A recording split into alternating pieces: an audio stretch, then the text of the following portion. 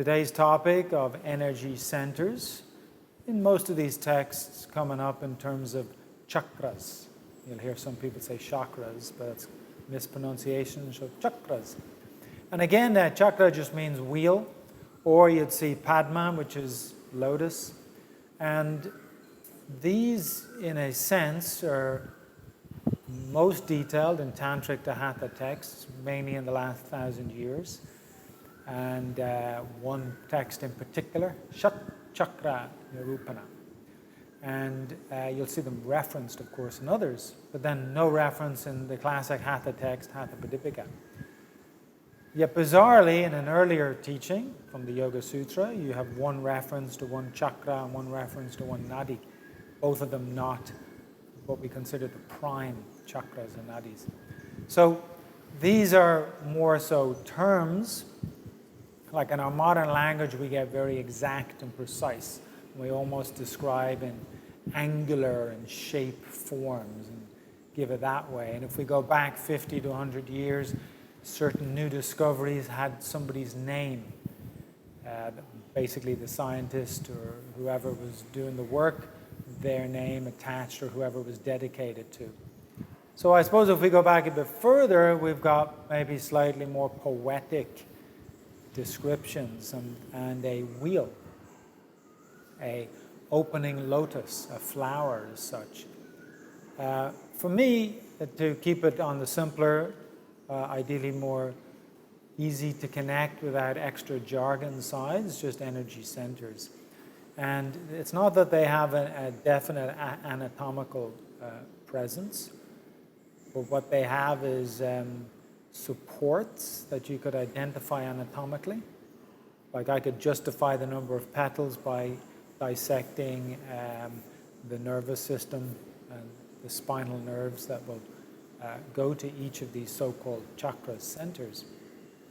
Yet the wheel, the lotus that opens, the wheel that spins is actually more of an energetic phenomenon. Right? So it's just like you could look at the brain and identify all these neurons. But that doesn't tell us much other than they go through different layers of brain tissue and they arborize and spread. But the magic comes when the charge goes through them and they connect. They connect through space, synaptic spaces. So in a similar way, when we start to tap into more what we call central functioning, we're getting into a zone, and then we're in a way channeling the attention, the force of activity into that zone, and it needs a constant care.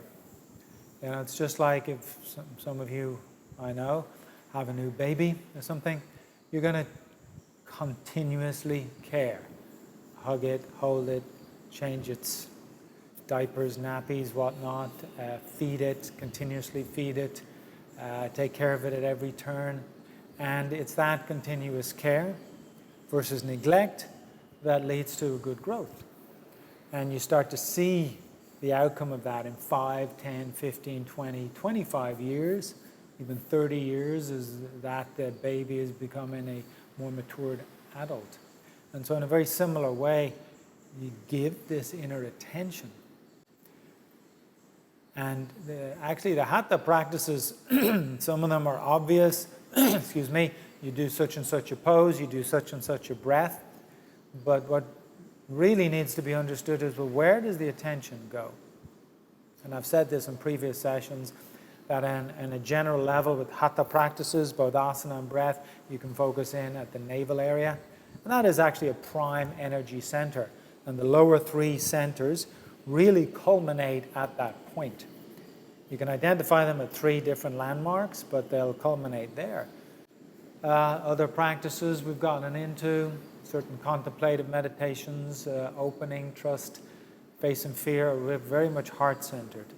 Other ones, not just brain, you can focus on prefrontal area of the brain, but even deeper, getting into the where the cavity space is, the ventricular space, to where you'll find the sort of governing zone of all autonomic activity of the body.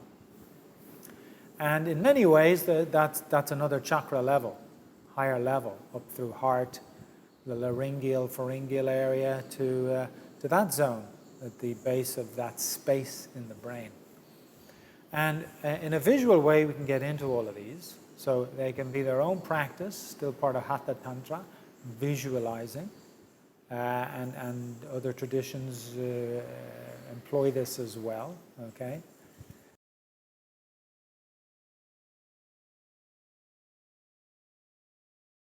Have a good seat.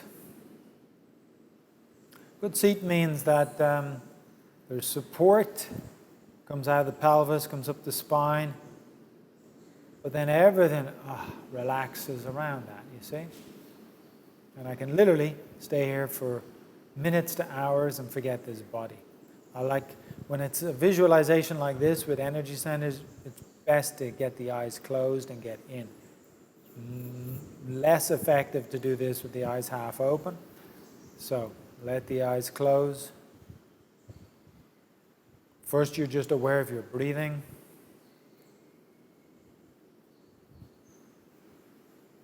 Aware of the breath softly through the nose.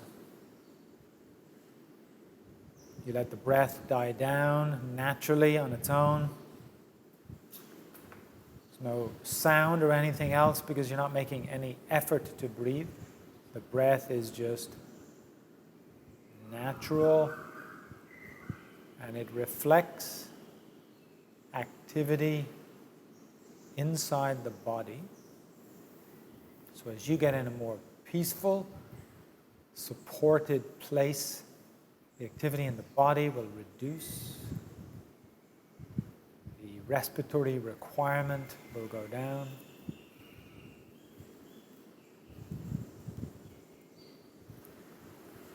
As opposed to drifting away,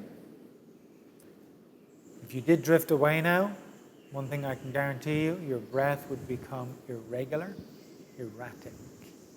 It mightn't become labored and deep, but it would become irregular and erratic because your mind would be in an irregular and erratic state, but at a level of dullness where you don't pick it up, and all you've done is sit here and waste your time. So on another level, and again in this Sanskrit terminology, we come back to a more of a sattvic approach. And for some people at some stage, that's more difficult. So you've got a little bit of effort. So you've got this kind of rajasic, a little bit of effort push. So sometimes people sit up too straight. But better, that you're maybe making an effort to sit up straight than you're sitting here collapsed and drifting away. But this is a process, okay? So I make that effort maybe to sit up almost too straight. I'm aware now of my soft breath at my nose, and I can start to relax my jaw, mouth, chin, behind my eyes. I can relax in my throat. I relax around my heart. I relax in the stress triangle, the region of your solar plexus, which is your upper area of your upper abdomen. About 6 to 10 centimeters above your navel, 2, 3, 4 inches above your navel. And now if you've managed to relax all that but stay very clear and aware of it, you're actually in more of a sattvic state. If you're here and you drift away, you go more dull. The mind, as I said, and the breath, though it'll be soft, will be erratic. You just dull. Drifting aimlessly, nowhere, without much happening. Nor are you on the other side where you're trying to pinch yourself and force yourself to stay awake and aware. If you were doing this and you felt, I'm just drowsy, this is hard, then actually good advice would be lay down so that your nervous system gets a bit of relief, and then you can come back fresher to this. And this is not meant to be easy, especially not at first. So many inputs compete with mental activity. And you, in time, develop the capacity to be able to not be stimulated by them. So there's a certain amount of withdrawal. Instead, you're internally focused. So, in the Patanjali language, pratyahara, dharana, sense withdrawal, concentration, they are a happening, a development, a sign of your own development, quite a deep skill, quite a deep unfolding. In a hatha sense, there's a degree of practice in them, which is what you're doing now.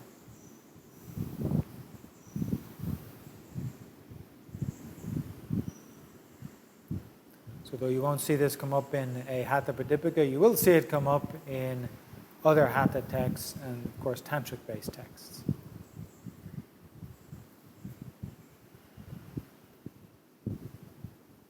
So how do you feel? Relaxed, breath soft, heart open, no tension, no little anxious rumblings in the upper abdomen. Feel good, you let go, you can trust. Now bring your attention down into the pelvic floor. Don't just imagine it, be there. You can identify where the anus is, you can identify the sort of genital opening, urethra. You can draw a circle between them. If you want to explore the pelvic floor, you can go up to the base of the pubic bone, go over to the right sit bone, back to the base of the coccyx, the tailbone, over to the left sit bone, back to the base of the pubis. You've got a diamond shape now. Front half of it is technically the perineal body. It has a sheath, a layer of body tissue. Within there is your urogenital triangle. So it actually separates the skin of the pelvic base from the pelvic diaphragm, a little bit above it, inside, see?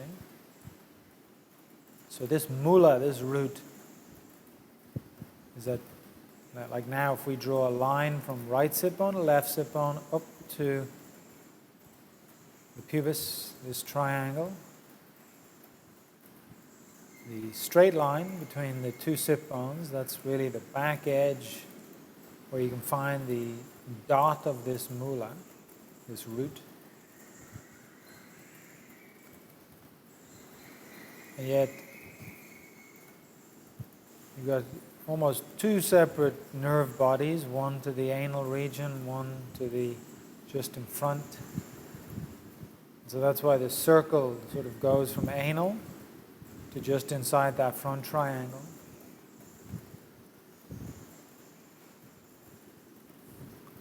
So there are autonomic distributions here. And what you're going to do is you're just going to, with your own mental capacity, you're going to be in this zone, and you're just going to build a circle, moving circle, but down there in that pelvic floor.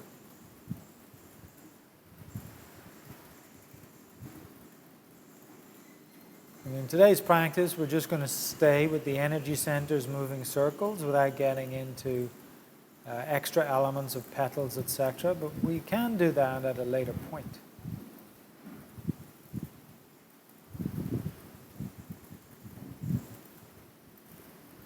So be at this mula, this base, this root, perineal tissue, pelvic floor, between anus, genital, and you're able to spin and circle there. Gets to a point of activity where you can actually sense force in the pelvic floor. You can almost heat up. If it heats up, it also becomes soft. Doesn't change your posture, but you become curiously aware. If you lost control here, which happens to some, and that's where the sort of sexual impulse and some others get a little bit loose actually. This and the neck center. So if you can stay with the energy center, there's a little bit more continence, a little bit more control, a little bit more support that adds to the quality of your life. Quality of physical to sexual encounters, bodily support, all of that, see? So this is a powerful energetic force you're spinning with. It's not happening and then getting loose and sloppy. You may not fully understand everything I've just said, but it takes time to dwell on these things and continue the practice before things do make sense. And as we are recording this, you will be able to revisit. So now, are you still in that energetic spin zone? Or did your mind wander? Or have you turned off? So now we're going to move up, and in terms of anatomical site, the upper edge of the pubis, get a bigger circle going in from there to the sacrum. Technically, it's the other side of the muscular body of the pelvic diaphragm, see? So it's in a kind of zone that's only populated with the rectum and bladder, and in a way the lower part of the reproductive organs. That's all that's really here. It can be spacious, but it can also be clogged. You can feel very light, or you can feel heavy and blocked, see? So you want to get in there and clear this area and increase your own vitality, vigor, functioning. It's not just the lower one did take care of sort of grounding and survival, while tied in with the kind of outflow of energy, especially sexual. You know, this is more at the root of that. And so by getting into this zone and really circling, spinning energetically, you can actually become more engaged with the physiological functions that are driven from this zone, which is the lower part of elimination, lower part of absorption, the middle part of reproductive, the management of sexual force, which is good to manage because it gives you greater energy, vitality, and it will improve physical to sexual relations instead of it just being loose and slightly incontinent or impotent. So bring it together here, both male, female.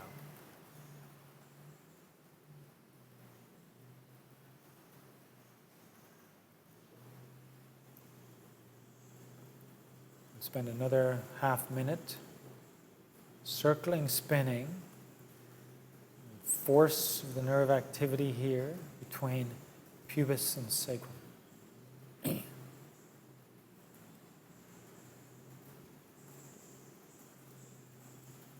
then you're going to rise up. I often recommend spiraling up to behind the navel now.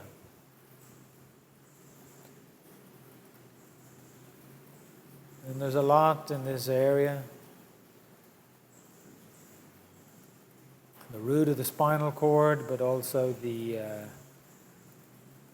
terminus of two ends of parasympathetic activity, while being infiltrated by sympathetic innervation.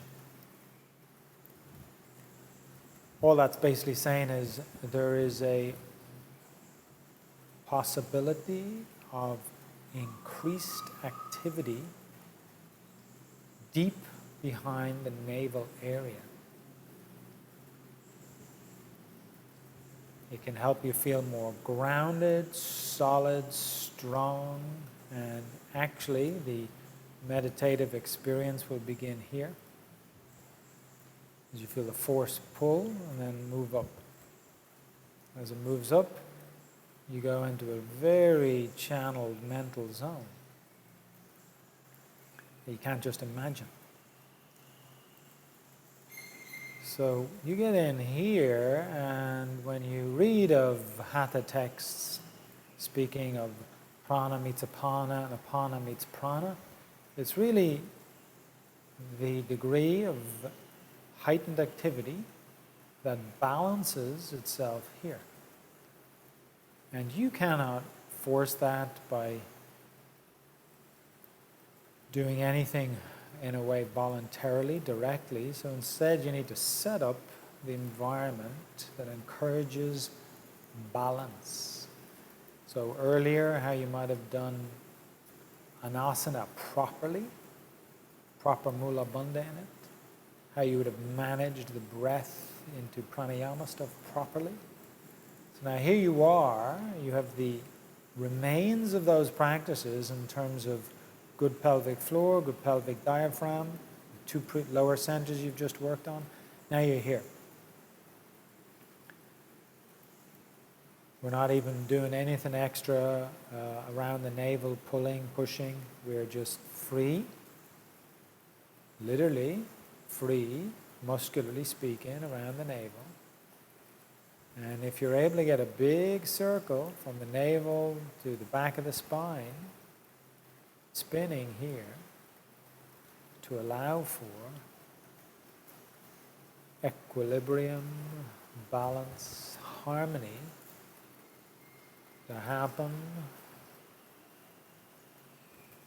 at this, you could say, the highest level of base foundational life.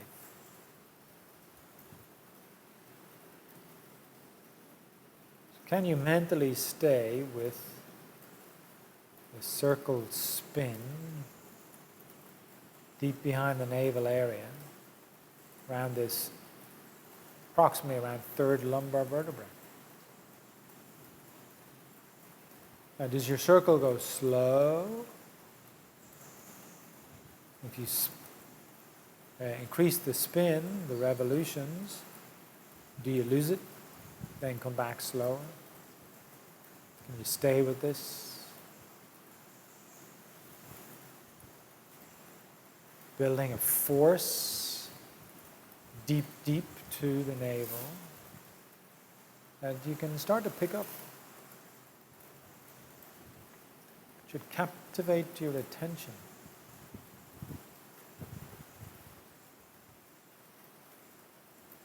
Now you can take in these three centers,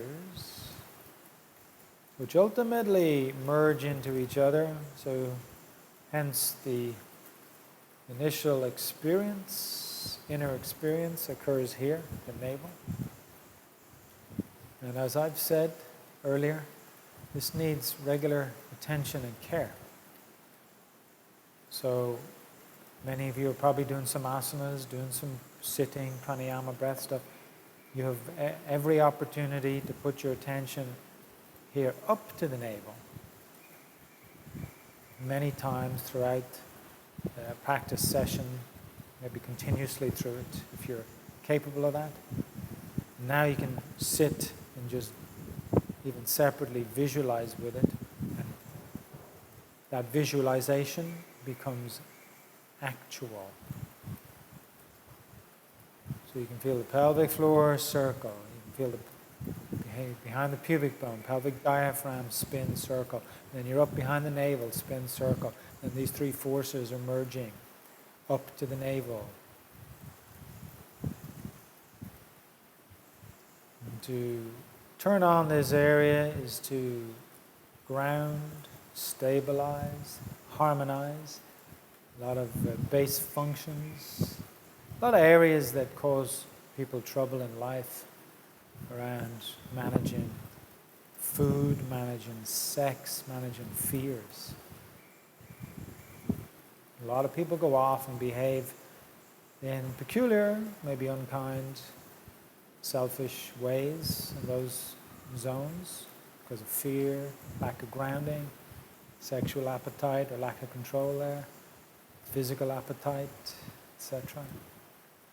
So you're going to care for it each day through the other practices and through this. You will feel very different when you do. So you already have a good heart, an open heart, and a good mind, but it comes to a different tone, which is why now we're going to rise up to the heart area. Eventually, no fear bothers the heart. No delusional thinking bothers the heart. No selfish thinking, behavior bothers the heart. Those things have reduced. Irritations have reduced, minimized, eventually. So my point I'm making is, of course, you're a good person and you can access the heart, but there's another level, another degree. And this is why we take time alone and we nurture this. Okay? Right now you're just getting into the heart area, you're going to have a big spin circle.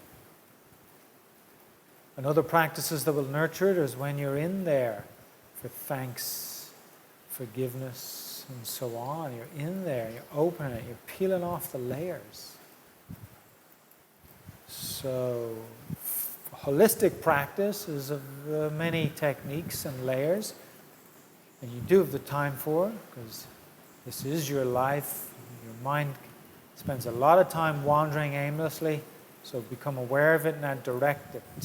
Today we're directing it with the luxury of time, of course, me explaining a lot, directing, to spin now around the heart. But all these energy circle spins we could do on your own in 5, 7, 10 minutes. So be here around the heart area, and you just feel interoceptively the swelling and beauty of your own heart muscle, which is connected to other people, processes sentiment, empathy and compassion, feeling of others, and it's able to express that and put it out there to interact with others.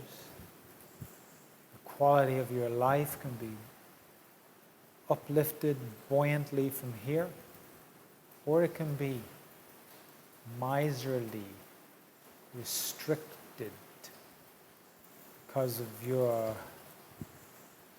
undealt with as yet patterns that pinch it, shut it down, many jealousies, many envious, many meanness, many unkindness, many slave to the lower passions as such. That's why you can't just jump in and work with the heart. You've got to pay attention to all areas, okay? But the heart's important. Day by day, unfolding here. This is just one piece of the puzzle, but still needed. So here you are at the heart area. Let's spend another 30 seconds, quiet, spinning, vibrating, the center open.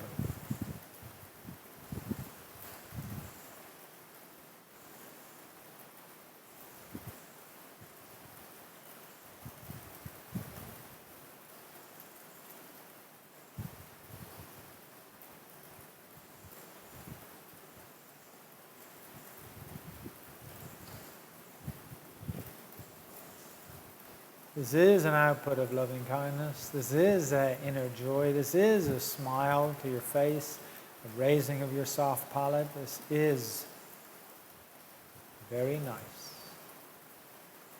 And there's more to our human existence, more to our experience, more to our interaction with others. So you rise up to the throat area. Many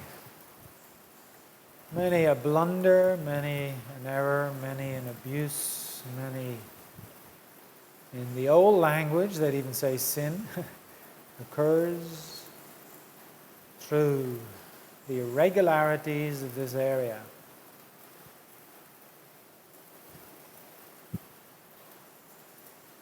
Let's harmonize it so what comes out is supportive, almost enlightening,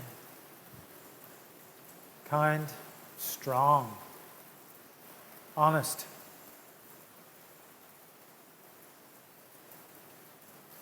So you get into this throat area.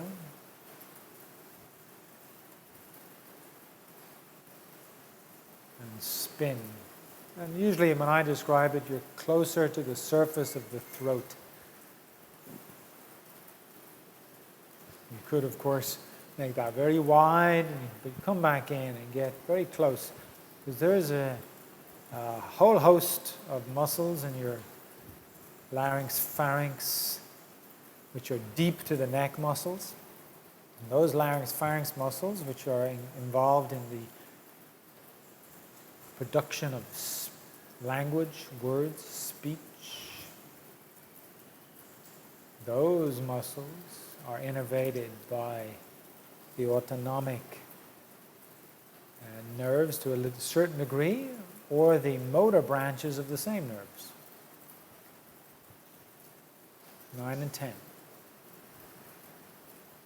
So there's a little bit of stress that can occur here, or sweetness that can occur here, while the motor function goes on, as I speak to you now.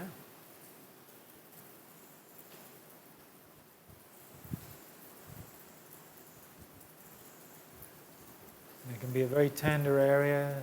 If somebody, or you yourself even, touch your neck, stroke your throat, very comforting, very sweet area. It can be a very attractive, appealing area.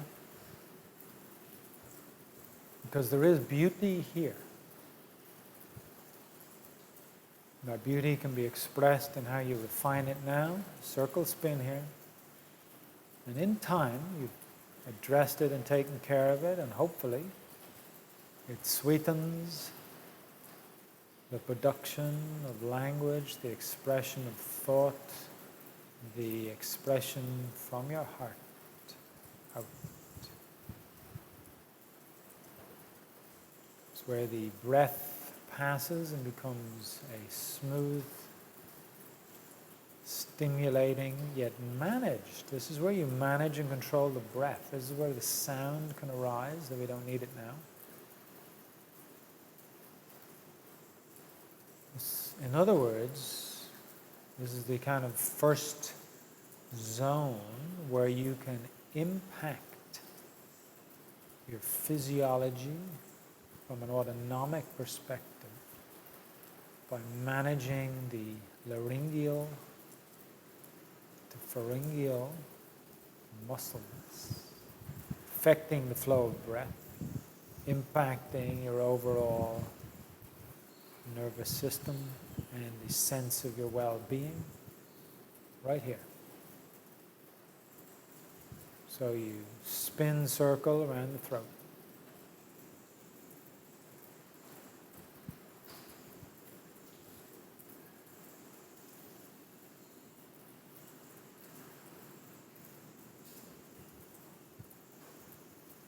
Beautiful.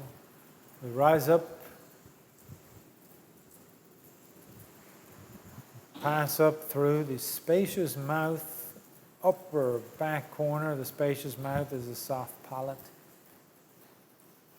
Now, depending on which teaching you look at, this can be broken down into numerous, what I might call nuanced, a little more specified spots.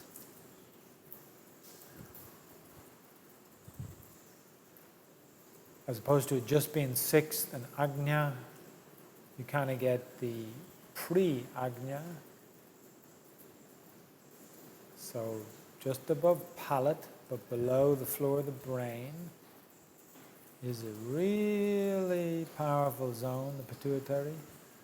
Regardless of the name or what it is, you can get there because the breath wraps around it via the ethmoid sinuses. Soft palate is just below the floor of it. We get in here.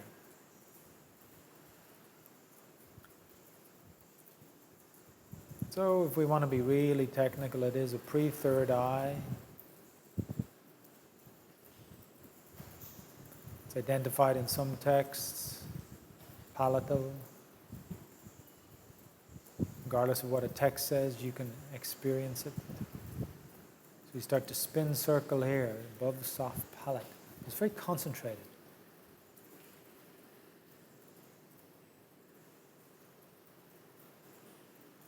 Then you go literally, half a centimeter, millimeters above, and you're actually at the hypothalamus area, floor of the brain, floor of the ventricular space, bathed in fluid.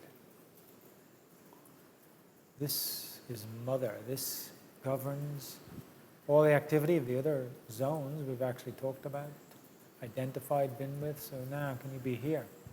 And in previous meditations here, I've directed our attention to this point as getting really in touch with third eye. Ajna, not between the eyebrows, though technically it is between the eyebrows, but in a three-dimensional sense.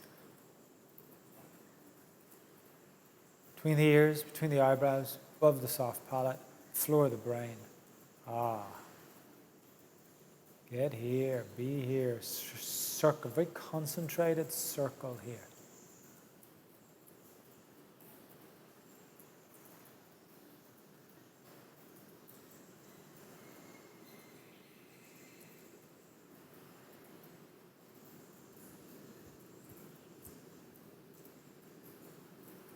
To make this practice truly effective, this is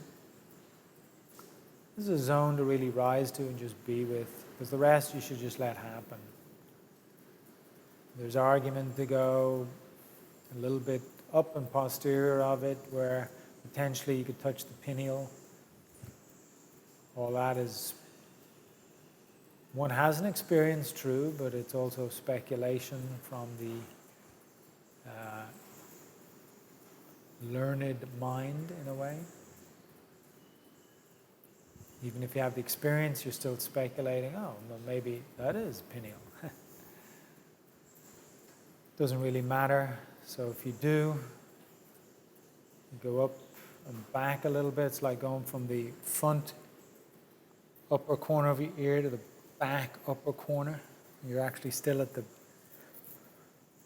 floor, the ventricular space. You're just at a different zone of it. And in a way, this is actually, we've come to our 8th center.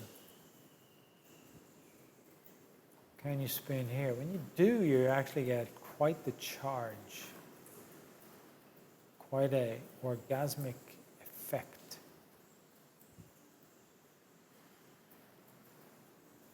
Now, I don't use that term lightly.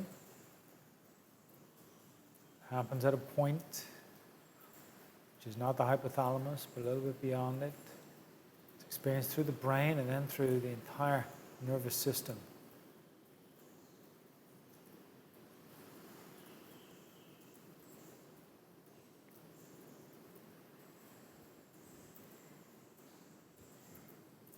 Making it a more drawn-out meditative practice, you could stay between here and the 7th center. Or you could loop up, come out the crown. So the 9th center, or in traditional language, 7th chakra, but really it's a 9th one, if you want to get into that. Hard, to pinpoint, really develop to there, have the experience, then we can talk about it more. But instead, for now, just really exit out the crown of your head, loop around, you can loop up the spine. You can kind of go through this loop. And you could continue again going through each energy center, or rest in the 7th, the hypothalamus. So I'll leave that up to you now. Spend another minute with us together, looping, or just at the 7th center. 7th in this description.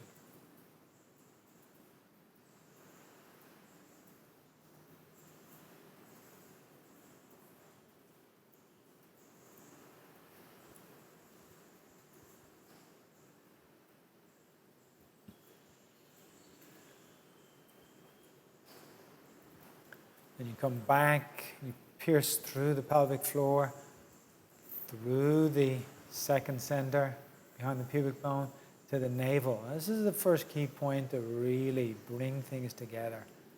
And from my own personal experience, your suite of practices refine all this activity, bring you here, and they charge it. You'll have a different experience just by sitting here. Rise up through the heart, feel, have an open heart. Rise up through the throat, soft, sweet to express, yet clear, honest. Rise up through the soft palate, just above ah. I'm going to leave you there with Mother. And that's my personal relationship with it. You know, you can have some other term. If you really go back through all these older teachings, they've had all these names of deities, etc., and they were really just naming these centers, ascribing qualities and functions to them based on the experience. And then those deities get taken by the masses and dressed up and so on, but you can bring it back in here. And now you see, we understand with our modern science, hypothalamus controls everything autonomically, influences all these other centers and systems, glandularly, nervous, functionally. See? Amazing. What goes on, what's distributed through the body. Through the most healthy, vitality-oriented center, right here. And if you get lost between the eyebrows two-dimensionally, you're nowhere. You've gone down to a cul-de-sac, dead end. So you come back here three-dimensionally. Wow. But don't just be selfishly drawn, stuck here. If you really want a well-developed, fine-tuned experience, you should work through these different centers, work through whatever amount of asanas you do, but they should support this. Breath, pranayama, massively influences all of this I've just described. And then you can sit, even at the end of pranayama, and go through this. Eventually, even if you just did the quadrangular breath, that simple breath I've described in other practices, that alone, working with that, and then you could come up through these centers and then spend a bit of time either at the navel or at the heart or here. I'm going to leave you here.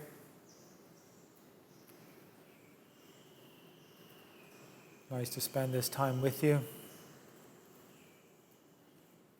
In a few weeks, we'll come back to this energy center practice and we'll actually add elements to it. Have a nice continuing day, nice inner practice.